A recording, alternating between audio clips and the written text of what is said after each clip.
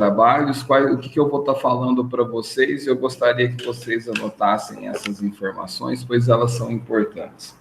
Em primeiro lugar, não existe revisão que vai resolver seu problema na prova de filosofia.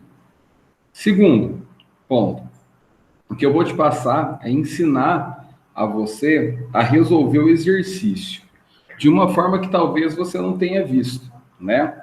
Então, por exemplo, o que eu gostaria de falar é o seguinte: às vezes, há um tempo atrás, quando eu era aluno, eu tinha a idade de vocês, mais ou menos, e aí eu estava prestando vestibular, era muito comum, por exemplo, os meus professores dizerem o seguinte: olha, se você vai resolver uma questão de humanas, de história, de geografia, você pega, leia as alternativas primeiro, leia a pergunta, depois você vai para o texto. Na minha época funcionou? Funcionou mais ou menos, né? E hoje eu acredito que não funciona mais, apenas em raros momentos. Então, até que eu vou demonstrar isso para vocês também, né? Então, o que eu quero falar para vocês é o seguinte: na época, quando eu tive aula, os meus professores formaram na década de 90. Então, na década de 90, as perguntas eram mais diretas. Então, olha, eu não sei que tem tal coisa, dialética. Ah, não sei que tem tal coisa, Dom Pedro I. Então, depois, conforme foi passando os anos, as questões de vestibular passaram a tornar-se mais complexas e com uso de interpretação, analisando uma acentuação tanto de conteúdo, né, como também a linha interpretativa. O que resultou nisso? Uma dificuldade muito maior para nós, em que aquilo que nós conhecíamos como uma prova fácil passava a ser uma prova extremamente difícil. Por quê? Às vezes você pegava, decorava um monte de coisa, fazia a leitura de um monte de coisa pra caramba, e aí você fala, estou sabendo tudo. Aí você chega na hora da prova, você fala, eu não estou entendendo nada. Isso porque existe um vício ali da leitura. Então, o primeiro ponto que nós vamos aprender aí, eu sei que para algumas questões isso vai dar certo, você pegar e ler as questões e tal, para depois fazer a pergunta ali e tal. Você poder eliminar para ganhar tempo. Mas numa prova do modelo do Enem atual, com textos grandes, interpretativos, você não pode ficar revisando a questão. Você tem que fazer uma leitura só. De uma leitura que seja bem feita, que garanta a você a capacidade de entender e responder isso. Ah, mas eu vou pescar as questões. Você vai pescar as questões, você vai encontrar uma ou outra e não vai dar tempo.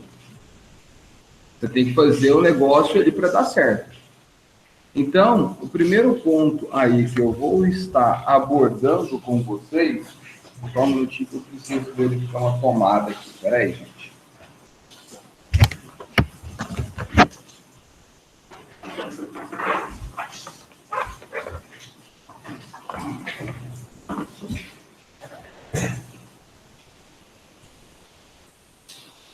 Voltei, porque minha faxineira esteve aqui hoje, e aí ela tirou meu notebook da tomada, eu olhei aqui, 10% de bateria. Tô ferrado, né? Então, voltando aí, para estar falando com vocês. Uma das coisas importantes que nós vamos fazer é essa leitura bem feita. Essa leitura tem que funcionar.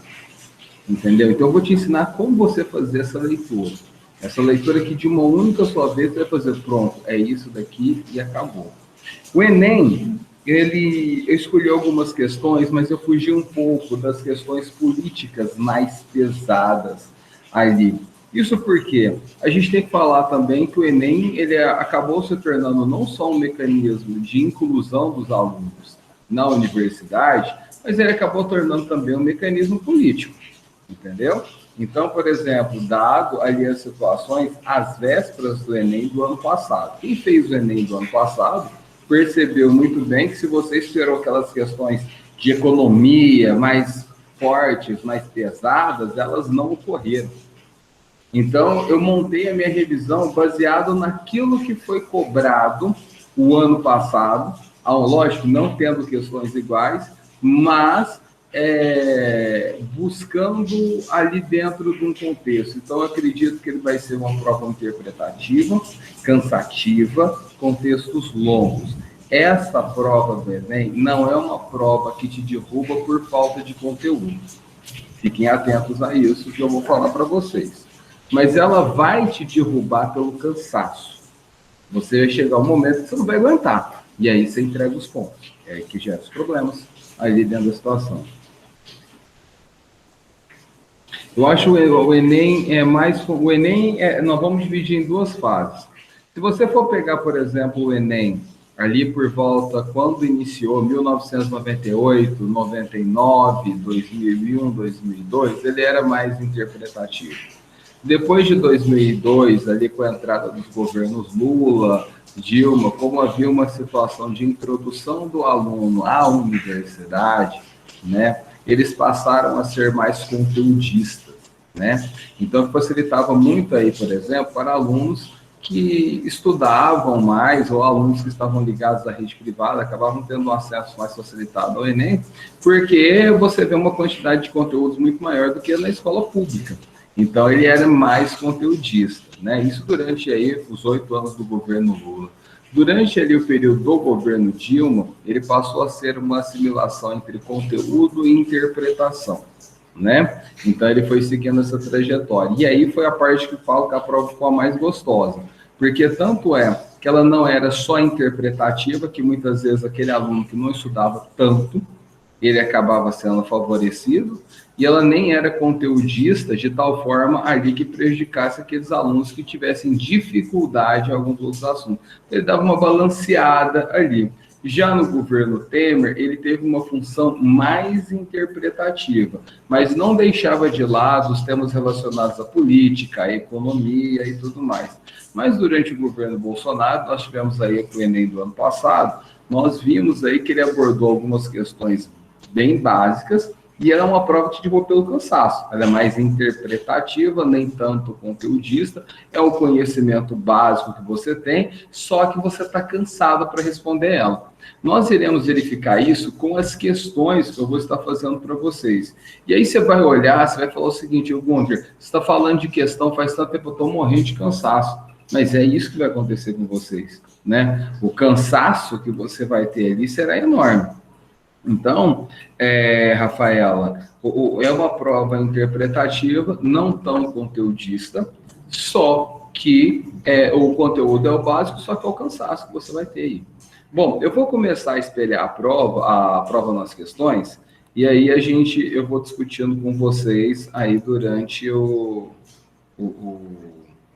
durante a revisão. Então, vamos lá, que eu vou abrir.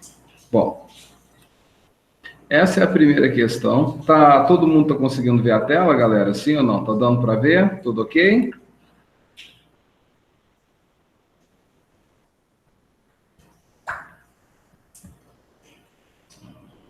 Beleza. Vamos lá.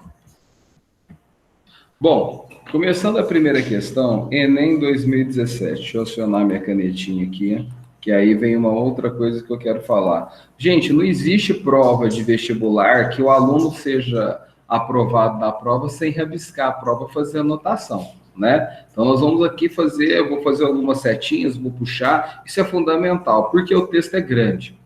Pensa bem, você vai estar cansado, a prova do Enem é uma prova que você já começa cansado, porque os primeiros 10 minutos você vai gastar para ler uma questão, já. E aí você acha que você tem que resolver aquela questão. Então, é uma prova que vai te cansar muito.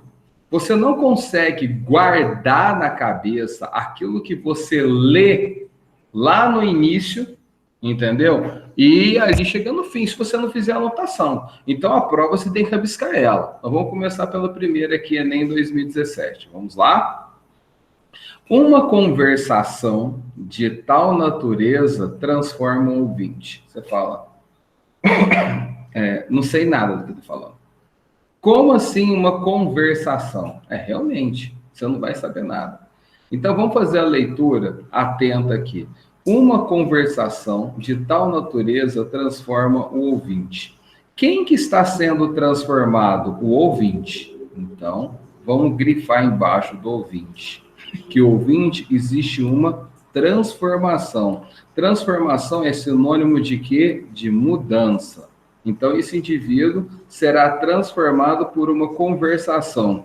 Qual que é o sinônimo que eu posso usar para conversação? Diálogo. Ah! O contato de Sócrates paralisa e embaraça.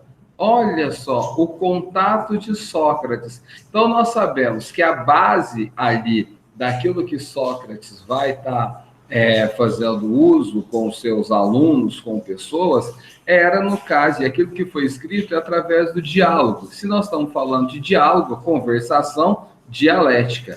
Ah, professor, estou entendendo.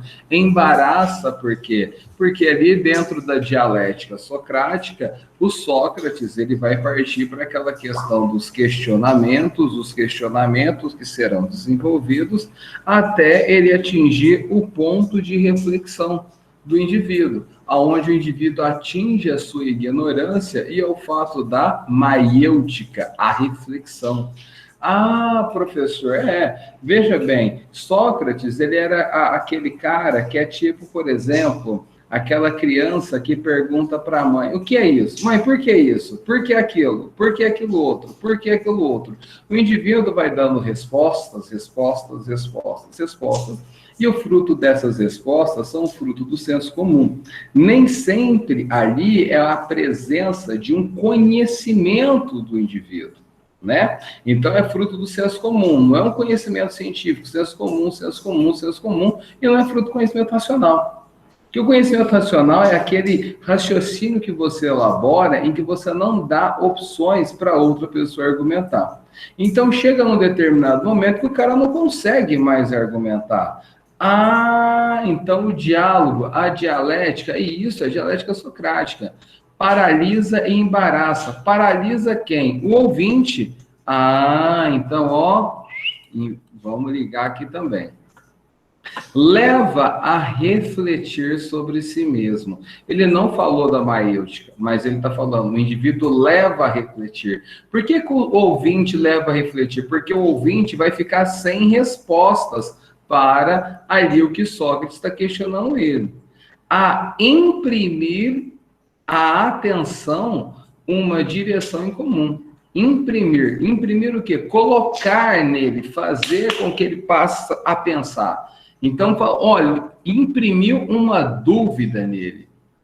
Os temperamentais, como Alcibíades, sabem que encontrarão junto dele todo o bem de que são capazes, mas fogem porque receiam essa influência poderosa. Alcibíades temperamental, aquela pessoa que nem sempre concorda, mas ali ela quer questionar, mas ela não tem como argumentar, entendeu? Seria mais ou menos o seu irmãozinho que sempre fala as coisas do senso comum e se aperta ele. Então ele costuma fugir do debate com você, a não ser naquilo em que ele possa ter vantagem, né? Então vamos lá. Sabe que encontrarão junto dele todo o bem de que são capazes, mas fogem porque receiam essa influência poderosa. Qual é a influência poderosa?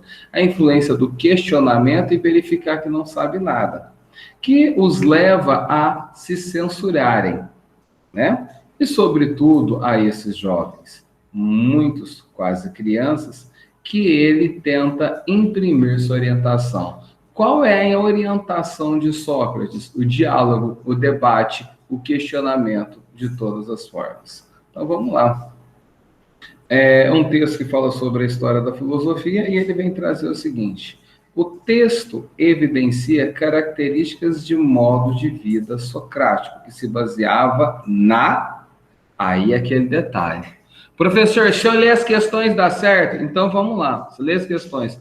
Contemplação da tradição midiática. Olha, se você está falando de Sócrates, contemplação da tradição midiática está fora. Sustentação do método dialético está dentro. Relativização do saber verdadeiro. Não, para Sócrates existe uma verdade. Então vamos lá. Valorização da argumentação retórica. Então, aí aqui é uma dúvida. Por quê? O Sócrates, ele valoriza o diálogo. Mas Sócrates é muito crítico daquele argumento em que ele sai vencedor, mas não é verdadeiro. Sócrates critica ali a falsidade. Porque os sofistas são os grandes defensores da retórica, da boa argumentação elaborada, aquela coisa cheia de floreio, né? É quando você ouve alguém falar e você não entende nada do que ele está falando, mas aí você fala, pô, beleza, eu acho que entendi, que demonstra que ele tem o conhecimento, mas às vezes ele está ali falseando uma série de coisas ali. Da investigação dos fundamentos da natureza. Essa parte não. Se você não tivesse lido o texto, você ficaria com dúvida nisso daqui, principalmente porque você lembra da questão do debate referente a Sócrates. A investigação dos fundamentos da natureza, não, porque está relacionado aí aos pré-socráticos. E aí você vai falar o seguinte, já que eu estou em dúvida, eu vou reler o texto. E é lógico, já na hora, se você tivesse uma boa ali interpretação, você vai olhar a conversação, você vai lembrar do diálogo, dialética. Tá. Mas eu tenho que fazer uma segunda leitura do texto. Então, o que você acha que você estaria ganhando tempo aqui, você está perdendo tempo. Porque agora, automaticamente, quando eu li uma vez de uma forma bem feita, eu já sei que é a sustentação do método dialético. E não a valorização na argumentação retórica. Por que não, professor? Porque eu posso ser falso. E o Sócrates, ele quer encontrar, através do método dialético, a verdade. Vamos para a próxima questão nossa. Aí. Fiz uma perguntinha. Não teve não, ninguém falou nada, só fez o barulho aqui. Vamos lá, Enem 2017. Olha o tamanho desse texto, meu caro aluno. Olha o tamanho desse texto. Aí você me pega um texto de época de origem e se quer ler, eu vou ler por aqui para responder. Olha, não vai dar certo, cara. Então vamos pegar e fazer uma leitura uma única vez. Então vamos lá. Se, pois, para as coisas que fazemos existe um fim, se, pois, para as coisas que fazemos existe um fim. Então, por exemplo, eu vou chegar a um fim. Existe um fim. Esse fim para alguma coisa. Se eu estou fazendo a prova, eu sei que 6 horas da tarde ela vai acabar. Existe um fim. Existe um fim que desejamos por ele mesmo. E tudo mais é desejado no interesse desse fim. Então, olha, existe um fim que desejamos por ele mesmo, você quer que nada fique eterno, que você deseja que acabe, ao mesmo tempo que você acabe, você quer que acabe a sua prova, você quer que um dia a sua vida possa acabar também. Professor, vou viver eternamente. Não vai, porque é cansativo. Chega uma hora, você começa a ser chato, você fica velho, você é chato para as pessoas que convivem com você num determinado momento. Você vai ser chato para a sua época, porque a sua chatice era suportada na época que você vivia, não para depois. E tudo mais é desejado no interesse desse fim. Tudo é desejado no interesse desse fim. Tudo que ocorre tem um início e você quer que ele termine. Evidentemente, tal fim será o bem. Tal fim será o bem. Então, quando eu vou buscar, eu quero ter minha recompensa no final. Essa minha recompensa desse meu caminho é o bem. Ou antes, o sumo bem. Mas não terá o conhecimento. Porventura, grande influência sobre essa vida. Então, nós temos o conhecimento aqui, que ele vem trazer um ponto importante, mas não terá o conhecimento. Porventura, grande influência sobre essa vida. Bom, aí vem um fator interessante. Se tudo tem seu fim e eu busco o bem e o sumo bem, aí vem um fator que eu quero chamar a atenção. conhecimento, ele nem sempre pode ser um bem. Como assim, professor? Porque conhecer as coisas pode deixar você triste. E não conhecer pode deixar você feliz. Eu vou dar um exemplo. Quando eu era aluno, eu estudava, eu sempre adorei história, eu adorava a história das guerras e achava empolgante as armas, a tecnologia, a velocidade. Só que num determinado momento eu conheci o social, as pessoas que morrem. E aí eu já passei a não gostar. Quando eu era um ignorante, eu era feliz por não conhecer. A partir do momento que eu conheci, isso não me trouxe tanta felicidade.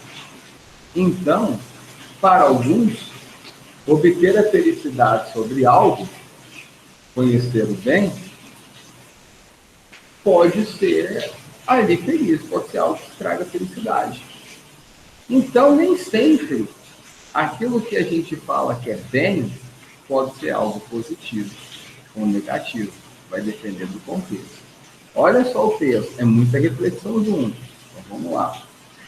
Se assim é, esforcemo-nos por determinar ainda que, em linhas gerais, apenas o que seja ele de qual das ciências ou faculdades constitui o objeto. Opa! Olha a informação importante. Se assim nos esforcemos por determinar ainda, e em linhas gerais, apenas o que seja ele, de qual das ciências, de qual do conhecimento, qual das ciências, né? Ou das faculdades, constitui o objeto. Que objeto é esse? O objeto que está sendo produzido. Ou é o pensamento, ou é uma máquina, ou é alguma coisa ali. Então, esforçamos para determinar. Vamos fazer uma determinação. Essa determinação será o quê? Para que seja para o bem. Ninguém duvidará de que o seu estudo pertença à arte mais prestigiosa e que mais verdadeiramente pode se chamar de arte mestra. Você está produzindo conhecimento para alguma coisa, para atender alguma coisa ou alguém.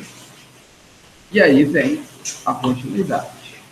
Ora, a política mostra ser dessa natureza. Qual a natureza? Olha só, vamos parar aqui e vamos entender aí o trecho anterior. Ele iniciou o texto falando em que tudo que é produzido existe um fim. E que nós desejamos esse fim, não que seja nada eterno. Porque você precisa também de questões relacionadas a uma renovação. Então, nada daquilo vai durar para sempre. Por outro lado também, ele fala, mas não terá o conhecimento, porventura, grande influência sobre essa vida? O conhecimento, porventura, ele tem influência sobre nós. Conhecer é bom. Assim, esforcemos para determinar em linhas gerais apenas de que é o qual da ciência da faculdade. Então, vamos esforçar para produzir. Só que, por exemplo, aquilo que é o conhecimento, tanto pode trazer a felicidade, como também pode trazer ali a tristeza.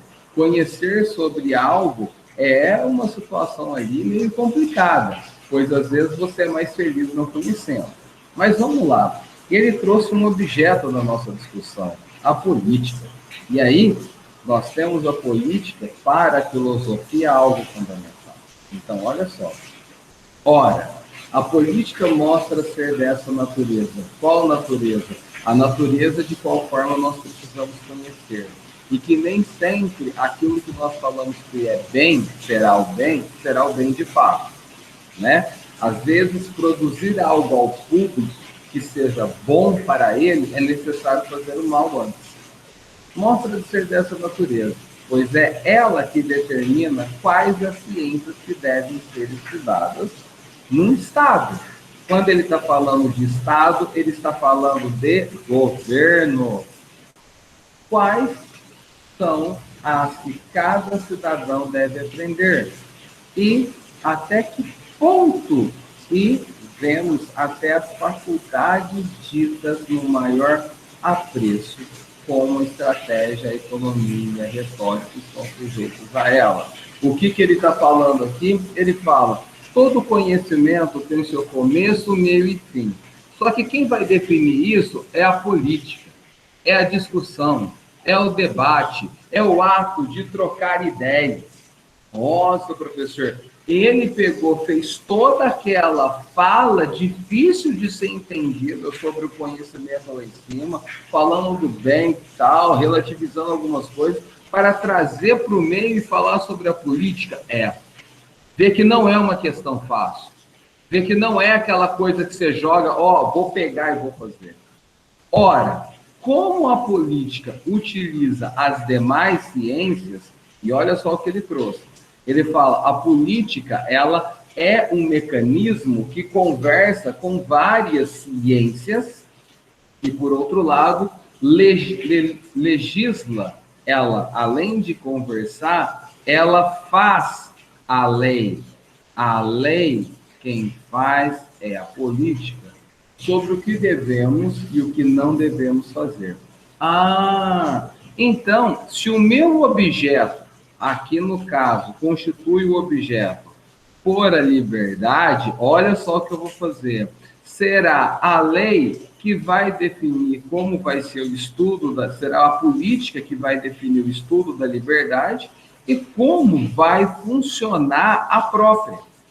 A finalidade dessa ciência deve abranger, entre outras, um modo e a finalidade, modo que essa finalidade será o bem humano, Então, vamos lá, né? Eu citei o exemplo da liberdade. Me respondam aí, meus caros e ilustres alunos. A liberdade, ela pode ser absoluta, sim ou não?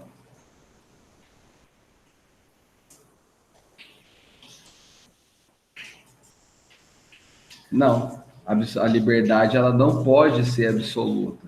Então, a liberdade, ela tem o seu fim. Se essa liberdade, ela tem o seu fim, a liberdade, ela nada mais é que limitada aí. A Rafaela falou aqui, como se fosse um exemplo, a busca pelo bem não é buscar o conhecimento completo.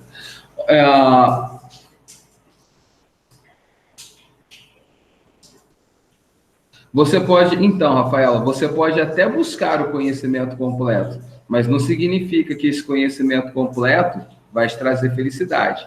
E também é praticamente impossível buscar o conhecimento completo sobre algo, porque você vai chegar a um fim, e ali outros irão continuar a partir desse conhecimento. Então, por exemplo, o conhecimento ele não para. Então, outros vão chegar ali num ponto que você chegou e outros irão continuar para aquilo. Bom, como nós já vimos, a liberdade não tem como ela ser absoluta. A liberdade, ela precisa ter limites, ela precisa ter um fim. E esse fim é limitado por quem? Pela lei. Então, o professor, ele fez tudo isso para falar de política? Fez. Então, vamos lá. Vamos pegar aqui um negócio e vamos entender. O texto do Aristóteles, a ética de Nicômaco, né?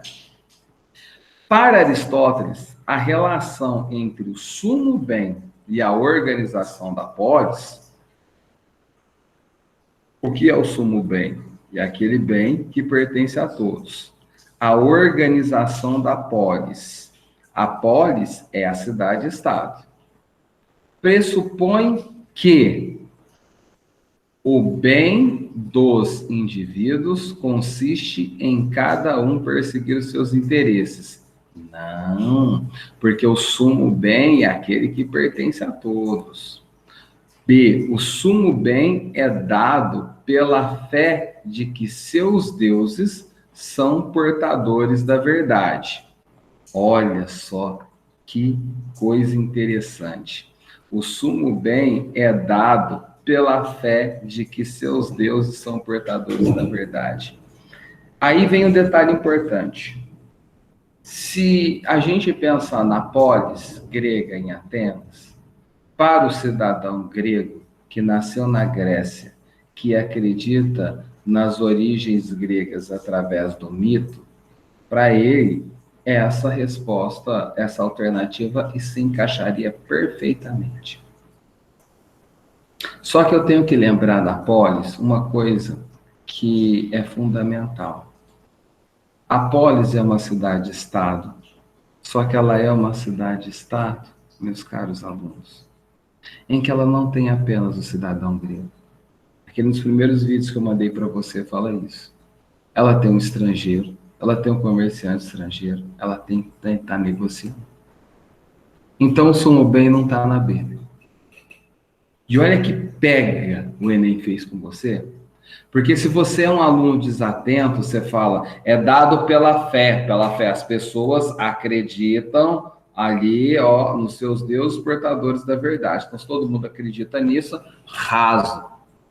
Fiz outra situação. Então, e aí, tá errado. Porque não é essa. Porque você tem pessoas estrangeiras. Você pode ter algum grego que não acredita também.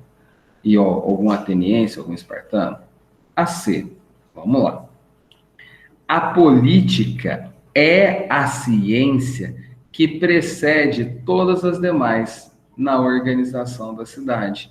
É essa a alternativa? Pode ser. Porque, olha só, ele argumentou toda essa segunda parte falando que a política ela vai determinar os estudos, o começo, o fim, a discussão, e nós chegamos ali, inclusive, na lei. Será que é a C que é a resposta correta? Então, vamos lá.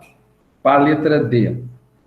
A educação visa formar consciência de cada pessoa para agir corretamente. Bom, ele não falou nada sobre isso. Ai, professor, mas eu concordo. Meu filho, presta atenção, leia o texto primeiro. Concordar com o que está escrito não significa que é a resposta correta, né? Porque em filosofia tem muito pega disso. Em filosofia, ele vai... Olha, as alternativas, a prova de filosofia, ela tem um objetivo. Qual o objetivo? Induzir a você a olhar para si e colocar a sua opinião.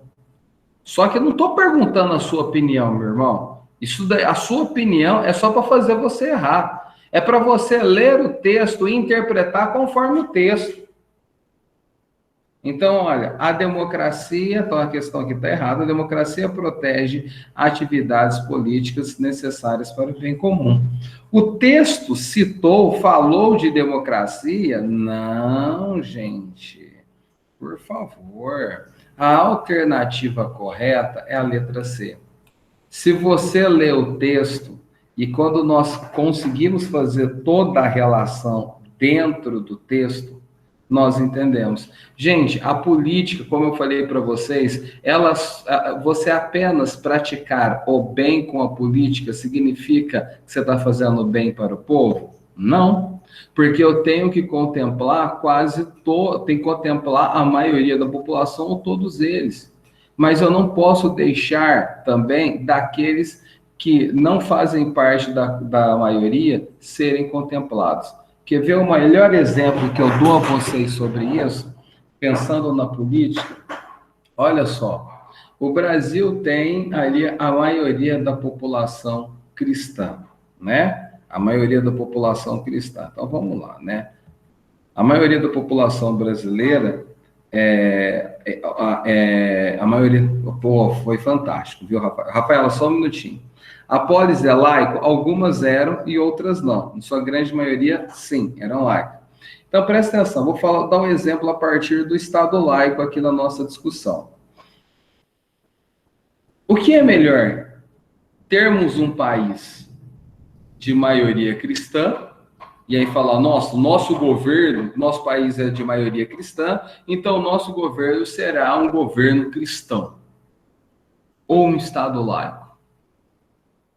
Pensando no que Aristóteles escreveu, o melhor seria nós termos o Estado laico. Por quê? Porque o que Aristóteles busca é harmonizar as coisas da população. Através da lei. Se a lei coloca que eu dou liberdade para as pessoas terem qualquer religião, ou até mesmo para que elas possam ter nenhuma, a lei é essa, então, automaticamente, aqueles que têm a religião grega, ou aqueles que são cristãos, ou aqueles que são de outras religiões, terão a sua religião e irão fazer parte dela. É a lei, é a política que está determinando isso. Agora, se eu determino que todo mundo tem que ser cristão, meu amigo, presta atenção numa coisa, eu não concordo com o cristianismo, você vem falar comigo, eu vou bater boca com você. Quando eu trabalho na figura do Estado laico, eu estou fazendo, por força de lei, ali, a liberdade para que todos possam ali ter a sua religião.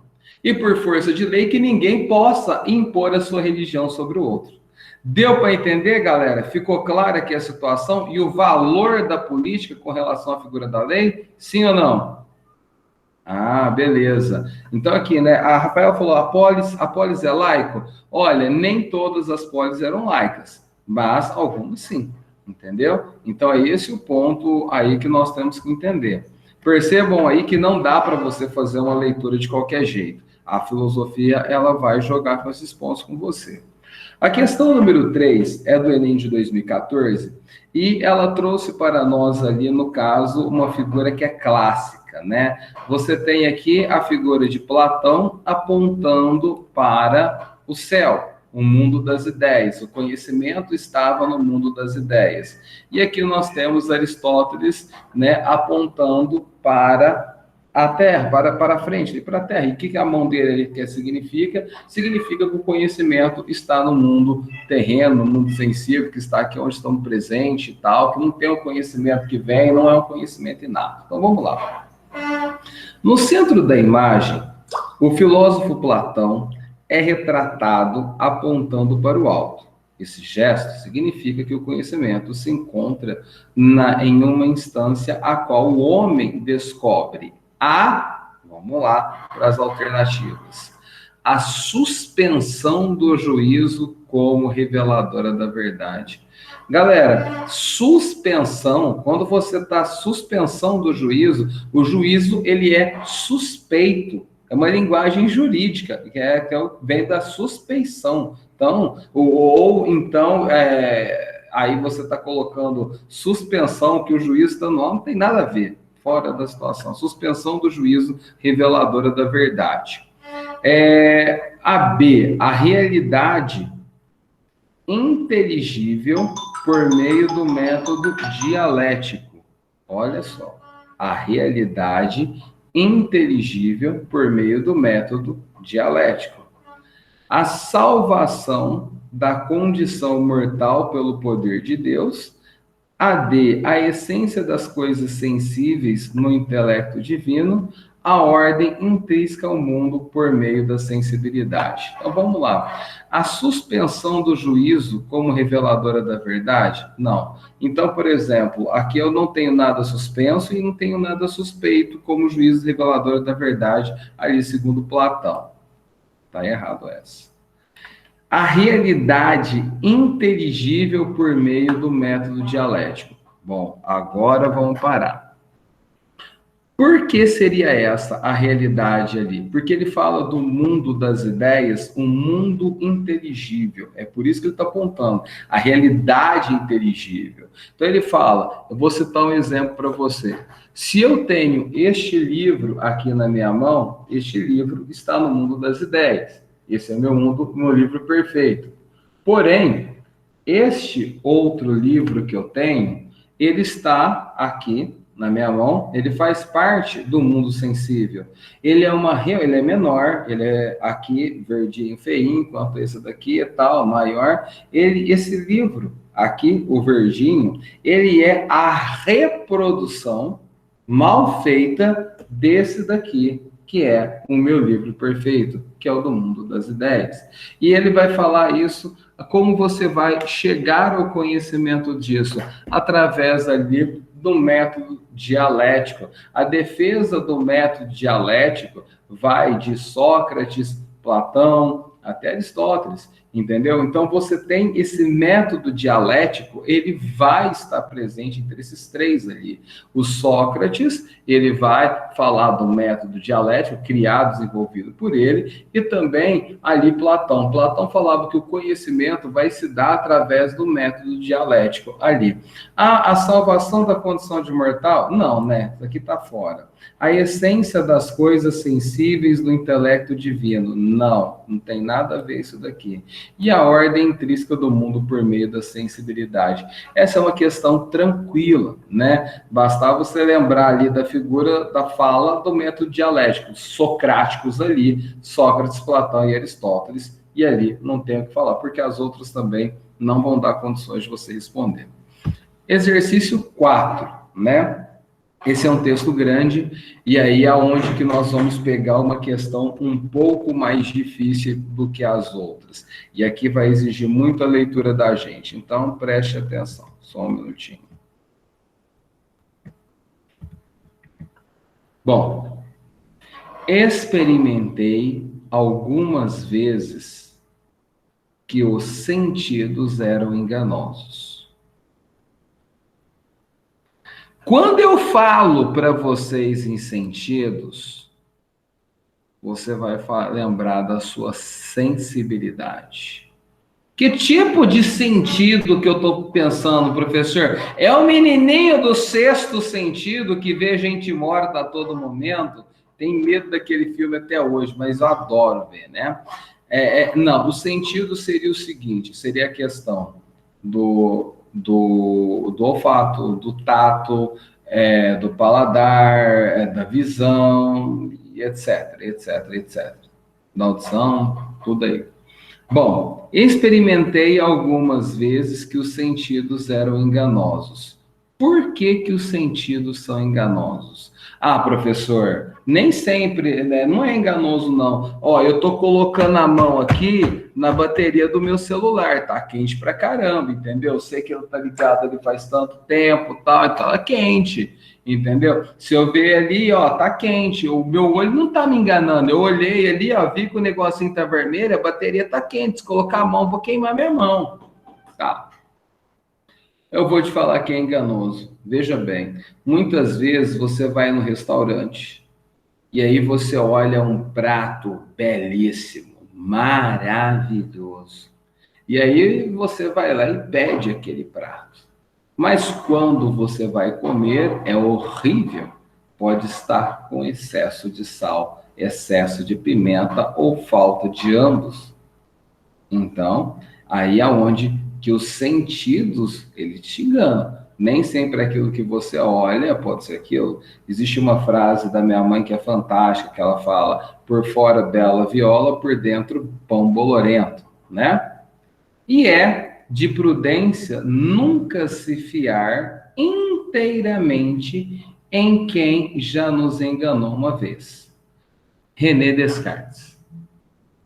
René Descartes, ele vai fazer o uso ali do pensamento lógico, do raciocínio lógico, e aí ele vai dizer o seguinte, que o conhecimento somente poderia ser obtido de forma racional, através do seu raciocínio, descartando a figura dos sentidos. Então, ele vai fazer uso, aqui para mim, da razão. Exclusivamente a razão aqui. Então, vamos lá. Texto 2. Sempre que alimentamos alguma suspeita de que uma ideia esteja sendo empregada sem nenhum significado, precisaremos apenas indagar de que impressão deriva a suposta ideia. E se for impossível atribuir-lhe qualquer impressão sensorial, isso servirá para confirmar nossa suspeita. Então, olha só. Temos palavras importantes. Se, vamos lá, sempre que alimentamos alguma suspeita de que uma ideia esteja sendo empregada sem nenhum significado, precisaremos apenas indagar qual que é a solução que o David Hume aí coloca. De que impressão deriva a suposta ideia? Da onde que vem essa ideia? É isso daí. É aquela questão que o seu pai está questionando você. De onde vem essa ideia que você está tendo, menino? E se for impossível atribuir-lhe qualquer impressão sensorial, isso servirá para confirmar a nossa suspeita, que algo está errado. Ele não terminou. O que o David Hume acaba de falar para nós? Que o conhecimento só é possível através dos sentidos. Aquilo que quando você não sente, não pega, não vê, não olha ali, e aí fica apenas num conjunto de retórica onde o indivíduo está tentando te enganar de alguma forma. Então ele está falando o seguinte, se não der para usar os sentidos, fique esperto que o cara está tentando te enganar. É isso que ele está falando. Então vamos lá. Nos textos, ambos os autores posicionam sobre a natureza do conhecimento. Olha a dica, a natureza do conhecimento. Então, para Descartes, o conhecimento está na formação da razão, do raciocínio lógico, da construção mental. Já para David Hume, o conhecimento está na figura dos sentidos. David Hume fazia parte do empirismo inglês. A comparação dos dois excertos permite assumir que Descartes e Hume, gente, questão básica. Clara de Enem, dois textos de dois autores diferentes, duas escolas diferentes, e compara uma com a outra.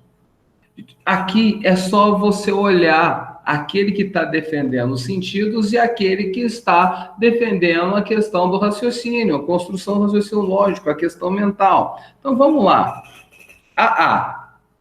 Defendem os sentidos como critério originário para considerar o conhecimento legítimo. Olha, ele está falando sobre os dois, né? Então, aqui nós temos uma noção apenas do mundo. Então, vamos para o próximo. Entendem que é desnecessário suspeitar do significado da ideia de reflexão filosófica e crítica. Não, o Hume, ele suspeita mesmo ali. São legítimos representantes do criticismo quanto à gênese do conhecimento. Não, aqui você tem duas escolas, né? A escola ali do racionalismo e a escola ali do empirismo inglês. Concordam que o conhecimento humano é impossível em relação às ideias e aos sentidos. Não é impossível, ele é possível aqui, né? E atribuem diferentes lugares ao papel dos sentidos no processo de obtenção do conhecimento. Olha a interpretação, diferentes lugares. Sim, aqui ele fala que os sentidos podem ser enganosos aqui. E do outro lado, você tem o Hume falando que os sentidos é aqueles que vão, de fato, lhe atribuir conhecimento. Deu certo? Deu. Alternativa E. Fácil questão? Não. Questão difícil. Questão de leitura atenta, questão de leitura muito devagar e aonde você precisa marcar ali. Professor, mas como você conseguiu voltar aqui tão rapidamente? Porque eu fui marcando as coisas. Sem marcar, não tem jeito. Não tem jeito. Não dá para você fazer questão de prova da área de ciências humanas sem fazer uma rabisqueira na prova. E a sua capacidade mental de guardar informações não dá. E quando você também marca, você risca, torna-se mais fácil para você fazer isso. Professor, você falou da minha capacidade mental, eu faço isso desde quando eu era aluno de ensino médio. E aí eu sempre falo que é a melhor forma de você poder ganhar tempo, espaço com toda a situação. Número 5, vamos lá, meus caros. E olha só, né? Todo poder criativo da mente se reduz a nada. Olha, você vai fazer o seguinte, quando você pegar um negócio desse, todo poder criativo da mente se reduz a nada, mais do que a faculdade de compor, transpor, aumentar ou diminuir os materiais que nos fornecem sentidos e a experiência. Todo o poder criativo da mente se reduz a nada mais do que a faculdade de compor, transpor, aumentar ou diminuir os materiais que nos fornecem sentidos e a experiência. Gente, perguntinha para vocês. Ele está valorizando a mente ou desvalorizando a mente?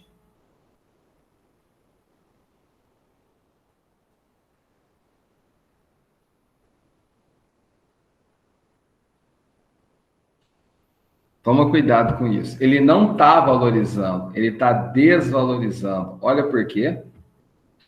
Todo o poder criativo da mente se reduz a nada mais do que a faculdade de compor. Aqui a faculdade seria o conhecimento de compor, transpor, aumentar ou diminuir materiais que nos fornecem os sentidos e a experiência. Quem fornece os materiais para a mente compor ali, transpor e aumentar ou diminuir? Os sentidos e a experiência. Aqui é um trecho de valorização do conhecimento empírico. Olha só. Então, a mente, para vocês entenderem, é apenas um mecanismo que juntou, que valorizou, que construiu ali, mas nós obtivemos o conhecimento primeiro através do contato aí. Deu para entender, Rafaela?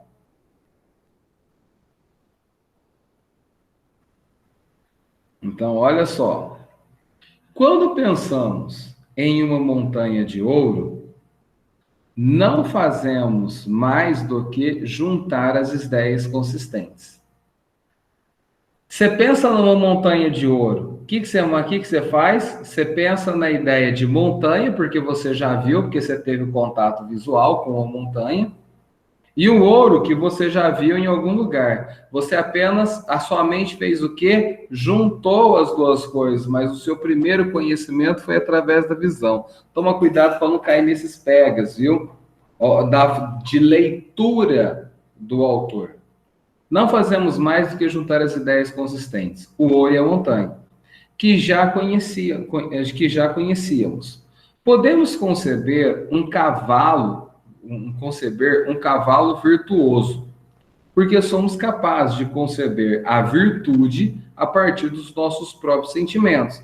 E podemos unir a isso a figura e a forma de um cavalo, de um animal que nos é familiar. Você quer ver? Vamos fazer um cavalo virtuoso, um cavalo alado, um cavalo com asas, né? Para quem assistiu Cavaleiros do Zodíaco, vamos lembrar de Pégasus, um cavalo bondoso, inteligente, esperto, que luta até o final, que demonstra a força do cavalo com duas asas para voar. Ah, tá. A minha imaginação ali, entendeu? Nossa, então eu conheço o cavalo e juntei ele a asas. Então, conhecimento ali só é possível porque no meu conhecimento ali da visão, né? Acabei vendo o cavalo e as asas juntei. Hume estabelece um vínculo entre o pensamento e impressão, ao considerar que impressão é o quê? Aquele contato meu primeiro, e o pensamento, a minha construção. Então, vamos lá para a gente verificar qual é a alternativa correta. Letra A. Os conteúdos das ideias no intelecto têm origem na sensação? Poxa, já ficou claro, né? Nem precisa discutir. É a alternativa A, né? O texto nos disse isso, deixou claro. Aqui, ó, viu que até foi a hora que eu questionei, a Rafael respondeu. Ele valoriza o contato, os sentidos, o David Hume, entendeu? Diferentemente ali de outros autores, como René Descartes, a valorizar essa construção mental, o David Hume fala, ó, eu só sei que é isso porque eu tive o sentido, eu toquei no negócio, tal, eu vi, tive a visão, cheirei, então aí depois a minha mente foi fazendo um trabalho. Aí, né? Essa questão é assim. Por que as outras estão erradas? Então, vamos lá. A letra B. O espírito é capaz de classificar os dados da percepção sensível? O espírito? Não, né? Ele está falando de empirismo. As ideias fracas resultam de experiências sensoriais determinadas pelo acaso? Não foi isso que ele disse. Os sentimentos ordenam como os pensamentos devem ser processados na memória? Também não. E as ideias, e aqui ele está falando de sentidos, não de sentimentos. Eu tenho que tomar cuidado com isso. As ideias têm como fonte específica o sentimento cujos dados são colhidos na empiria. Não, também não tem nada a ver. Ele confundiu tudo, juntou sentimento, que era com sentidos, e botou a empiria na frente para falar de empirismo. Perceberam que aqui, até a questão número 5, nós trabalhamos com questões interpretativas. Todas as respostas estavam em partículas do texto. Por isso que a leitura atenta, ela é fundamental para nós aí. Então, vamos para a próxima. Olha só. Uma pessoa vê-se forçada pela necessidade a pedir dinheiro emprestado. Então, vamos marcar. Eu tenho uma pessoa, a necessidade. Quando eu falo em necessidade, eu falo que ela precisa. Ela não tem outra alternativa a não ser pedir dinheiro emprestado. Sabe muito bem que não poderá pagar. Olha só. A pessoa tem a necessidade de pedir dinheiro emprestado, só que ela sabe que ela não pode pagar. Então é dinheiro dado. É tipo você, meus caros alunos, quando pede dinheiro emprestado para a mãe. Você não vai pagar sua mãe. Muito difícil. Entendeu? Não que você não vai pagar, mas dependendo da sua condição de vida social como aluno, você nunca vai pagar sua mãe, né? Mas vê também que não lhe emprestarão nada se não prometer firmemente pagar em prazo determinado. O que ele está querendo dizer para nós aqui? Olha só, olha esse ponto aqui que tem algo velado, e algo velado importantíssimo. Velado. Ele está querendo dizer para mim o seguinte: o indivíduo sabe que não vai pagar. Só que se ele pegar e falar que não vai, estou pedindo dinheiro emprestado, e se eu falar que não vai pagar, ninguém vai emprestar o dinheiro para ele. Mas só que se ele mentir, olha... Só que se ele mentir e dar o prazo determinado, as pessoas irão emprestar o dinheiro.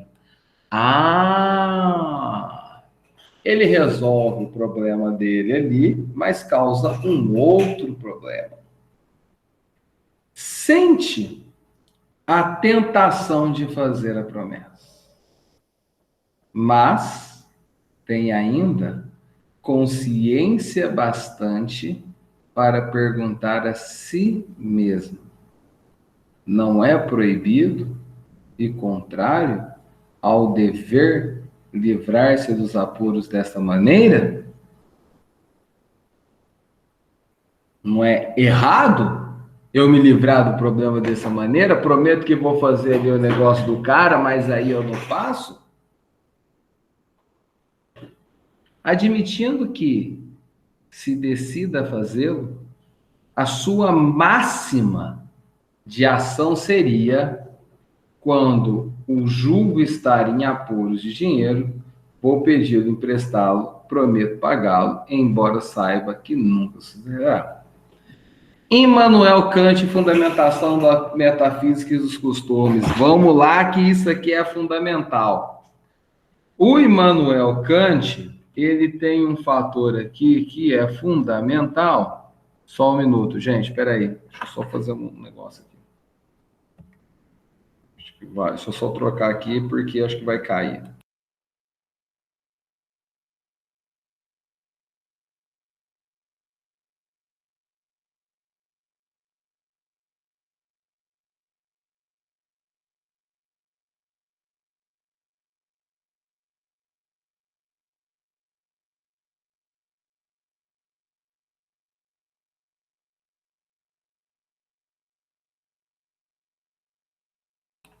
Opa, voltei. É isso mesmo, viu, Rafaela? Caloteirismo. Começa por aí, situação bem interessante. É o famoso calote do indivíduo, né? É aquela situação, devo, não nego, pago quando puder, né? Eu tenho certeza que todo mundo já agiu assim, né? Ser caloteiro ou não ser, eis a questão. É isso mesmo, Beatriz. A dúvida está nessa, ser ou não ser caloteiro, né? Mas vamos lá, se a gente está falando do Immanuel Kant, né? O Kant, ele vai falar da máxima, e a máxima universal. Vamos chegar aí para o imperativo categórico. Então, vamos lá. De acordo com a moral kantiana, a falsa promessa de pagamento é representada no texto. Vamos lá. A. Assegura que a ação seja aceita por todos a partir da livre discussão participativa? Não. Porque o Kant deixa claro, se você agir como uma máxima, você tem que agir conforme aquilo que você pratique com os outros, seja aquilo que você quer para você, né? E essa discussão participativa nunca foi mencionada aqui. Garante que os efeitos das ações não destruam a possibilidade da vida futura na Terra. Veja bem, tá meio forçado, né, a B, né? Você nem tem condição de falar dela mais, né? Então, a vida futura na Terra, né? Apesar que estamos vivendo áreas de fim de mundo, então vamos lá, né? A C. Opõe-se ao princípio de que toda a ação do homem possa valer como forma universal. Correto. Ele fala, age como a sua máxima universal, né? Então, age como aquilo que você quisesse. O universal que o Kant fala é que aquilo que você fizesse para o outro fosse feito por você também. É igual aquele exemplo, né, nítido como ninguém tá, não dá para dar esse exemplo hoje, porque ninguém está saindo mais, indo para balada, todo mundo ficando em casa, bonitinho e tal, se precavendo, mas é tipo daquela situação que é o seguinte, a amiga que vira para outra e fala o seguinte, me apresenta lá para o fulano de tal, nossa, porque eu quero conhecê-lo, de repente a amiga vai lá, tá pegando o cara que a amiga tá interessada, entendeu? Só que aí depois pode ter o inverso, e a outra fala, ai, me traiu, mas você traiu ela primeiro, entendeu? Então aqui, ó, opõe-se ao princípio de que toda ação do homem possa valer. A ação de quê? A ação de dar o calote, né? A D, materializa no entendimento de que os fins da ação podem justificar os meios, não totalmente errado isso daqui, né? Não falou nada disso. E o Maquiavel também nunca disse isso, que os fins justificam-se os meios. É para cada fim existe um meio.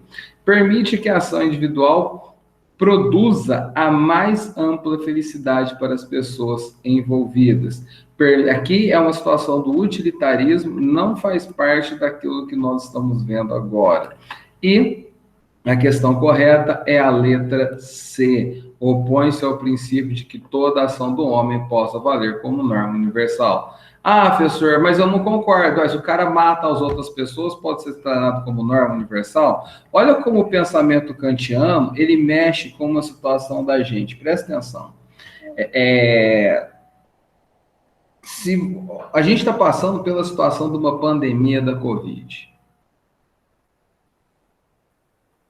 Um indivíduo, pensando como Kant, haja como a máxima ali universal, aquilo que seja feito, que você possa fazer para os outros, seja feito com você também. Suponhamos aí, meus caros, que o indivíduo se recusa a tomar a vacina, que seja liberada aí, o cara recusou tomar a vacina. Este indivíduo, ele recusou a tomar a vacina. Quando ele recusou a tomar a vacina, ele acaba colocando em risco ali uma outra pessoa que, por um motivo qualquer de doença, não pode tomar a vacina por uma comorbidade. Essa pessoa não pode. Então, ela depende que os outros tomem a vacina para ela continuar viva. Então, se lá no futuro eu tenho uma outra pandemia e o indivíduo que não tomou depende dos outros, como é que fica a situação? E outra, o meu direito de não tomar a vacina pode colocar em risco a vida do outro? Pelo direito de não tomar a vacina, eu tenho o direito de tirar a vida do outro? Esse é o questionamento. Ah, olha, ninguém pode matar ninguém. É verdade, ninguém pode matar ninguém. Mas o meu direito de não tomar a vacina pode colocar em risco a vida de uma outra pessoa. Então, o que é o melhor segundo a moral kantiana? Tome a vacina e preservaremos ali o princípio ali da vida de todo mundo. Ou então, você pode correr o risco de se chamar de homicida no futuro. Essa é a situação. Bom, Professor, oi.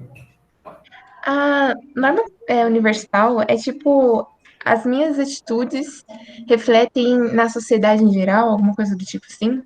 Como? Exemplificando, eu posso falar que na norma universal as minhas atitudes refletem numa sociedade em geral? Dependendo da situação, sim. Dependendo da situação, sim. Então, veja bem, olha só.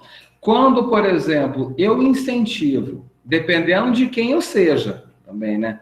Dependendo de quem eu seja, quando eu incentivo alguém a tomar a vacina, praticamente aquelas pessoas que tinham dúvidas são influenciadas por mim, dependendo da minha posição, a tomarem a vacina também. Pois se eu estou tomando, quem é você para não tomar? Por exemplo, quando iniciou a vacina nos Estados Unidos, os ex-presidentes, o Obama, o George Bush pai e o George Bush filho, foram os primeiros ali a se posicionarem falando que vão tomar a vacina. Então, automaticamente, as pessoas têm receio de tomar a vacina, pois acreditam que estariam colocando a sua vida em risco, né? Ali injetando uma coisa, uma medida totalmente invasiva no seu corpo. Mas se ela se posiciona numa situação em que ela está disposta a tomar a vacina e uma pessoa ali de referência da sociedade, aquelas pessoas que estão em dúvida passam ali ver algo extremamente positivo nessa relação. Deu para entender, Rafaela? E aí eu posso influenciar outras pessoas que não queriam tomar a tomar também. Porque você tem toda a questão aí vinculada ao exemplo, né? Aquela coisa que seu pai, sua mãe falava, não sei o que tem, você não está vendo exemplo do fulano de tal, né? Está vendo exemplo de tal pessoa? Então você tem essa figura do exemplo aí também. Bom, deixa eu continuar aqui. Deixa eu dar uma olhadinha aqui no meu tempo. Acho que meu tempo está se esgotando. A nossa aula vai até às 6. Eu vou pegar aqui, eu elaborei várias questões, eu botei várias questões, mas eu quero pegar aqui uma em específico para que a gente possa aqui trabalhar, né? Deixa eu achar aqui. Peraí.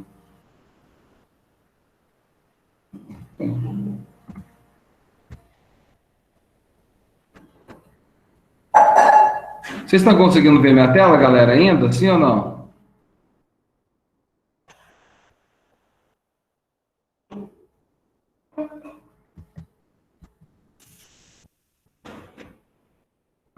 vamos lá, né? Eu estou com essa questão aqui, que eu gostaria que vocês ficassem atentos a ela, pois ela vai trabalhar com a questão da democracia, né? Então, aqui, essa daqui, é a 13. Então, presta atenção nela, que eu quero fazer uma relação aqui bem interessante. Começa falando sobre o texto aqui, sobre ética e cidadania. Texto 1. A ação democrática consiste em todos tomarem parte do processo decisório sobre aquilo que terá consequência na vida de toda a coletividade. Então, olha só, a ação democrática consiste em tomarem parte do processo, todos tomarem parte do processo decisório. Então, por exemplo, todos tomam parte, qual que é a decisão? O voto. Todos estão participando do voto. Ah, tá. E aquilo terá consequência na vida de toda a coletividade. Texto 2. É necessário que haja liberdade de expressão, fiscalização sobre os órgãos governamentais e acesso por parte da população às informações trazidas ao público pela imprensa.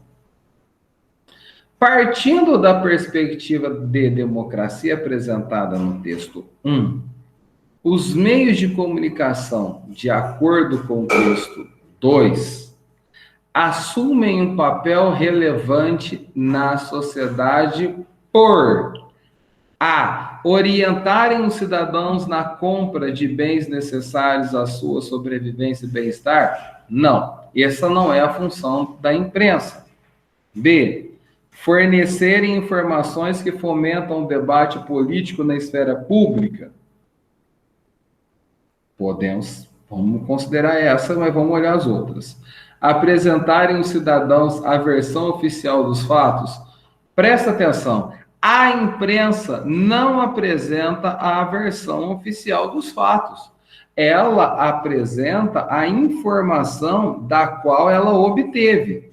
A informação oficial deverá ser confirmada por multi-órgãos. E mesmo assim, essa informação oficial, em um determinado momento, pode cair por terra. Então, por exemplo, olha só, um dos grandes problemas que nós temos hoje são os artigos de opinião, né? Em que as pessoas elas pegam e falam a opinião do jornalista como uma ideia de opinião verdadeira, e não é isso. Então, por exemplo, os artigos de opinião, as colunas de opinião que ganharam muito espaço nos jornais nos últimos tempos, é a opinião daquele cara, não significa que aquilo seja certo. E eu já vi muito colunista de opinião falar barbaridades aí e falando bobagens, né? Tem gente que fala frase ali de Google, né? Frases do Rousseau e sai falando para tudo quanto é lado, né? D. Propiciarem o entretenimento no aspecto relevante à conscientização política.